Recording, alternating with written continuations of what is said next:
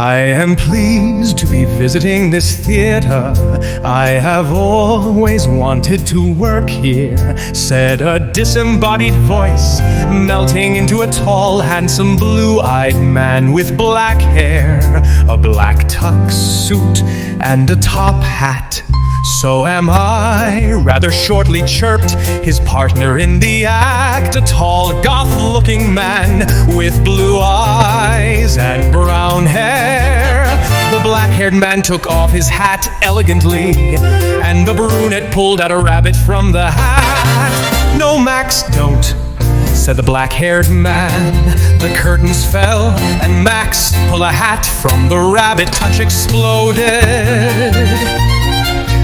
Stage manager ran on stage to blast Max for ruining the show again. "Blake, go and clean up, you're covered in blood again," said the stage manager to the black-haired man. Blake wandered off, seeing an oddly dressed man who looked like an opera singer in costume out the corner of his eye. For a moment he turned to talk to him, and he was gone. So Blake blinked to clean up in the dressing room. On his way there, Blake got a fright. A hand touched his shoulder. He jumped and screamed in terror. "You drama queen," a voice said and laughed.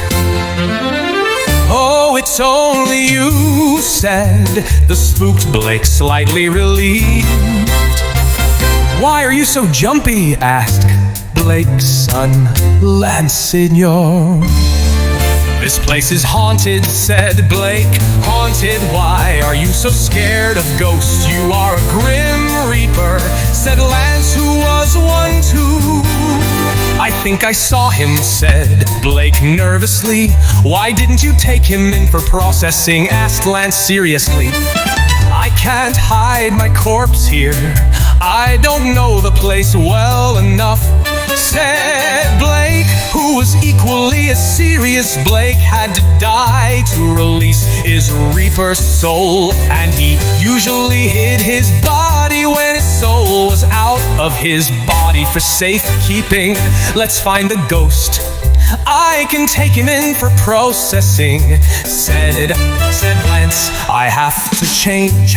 I'm covered in blood because of Max, that psycho vampire keeps trying to pull hats on my pet rabbits. I'm black banned by most of the breeders in town because of him," said Blake shortly. "That's sad, but you are a sorcerer. Zap yourself clean," said Lance. "True," Blake said, and waved his hand over himself, and appeared clean in a black shirt and pants with glasses.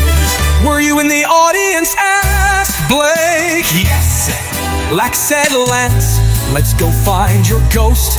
Take me to where he was." "Yes," said Blake. They wandered off.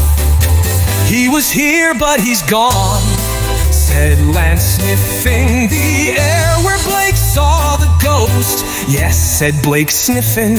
"What did he look like?" asked Lance. "Mephisto," said Blake. "Really, Dad? Was he that bad?" "He that bad?" said Lance. "No, he just died playing him in Faust."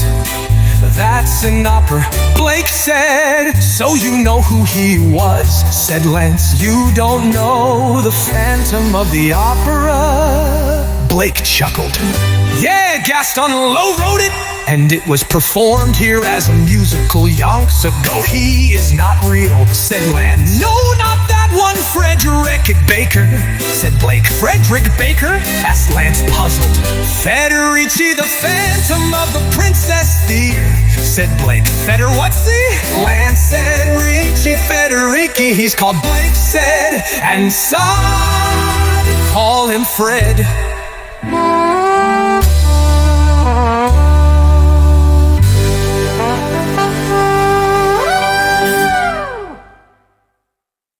"Okay, why is Fred still here?"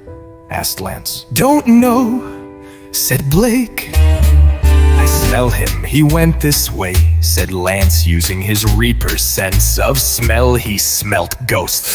They followed the smell till they found him sitting in the now empty dress circle of the auditorium, watching the stage through the now open curtains.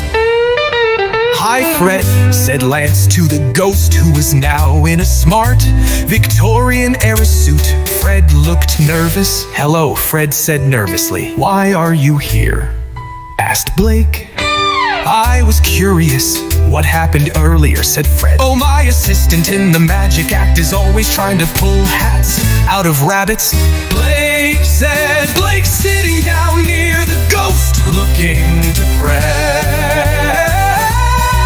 I hope it haunts here too, would love a pet. It's so lonely here, said Fred, smiling. Blake couldn't help but smile, thinking of the ghost with a pet rabbit. We actually came here to help you, said Lance. You did how?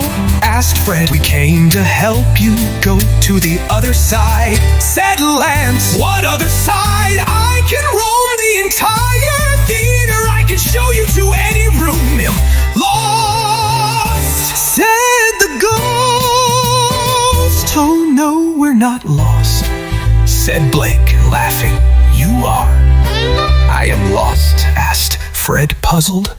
You were meant to have been taken to the afterlife when you die, said Blake, seriously.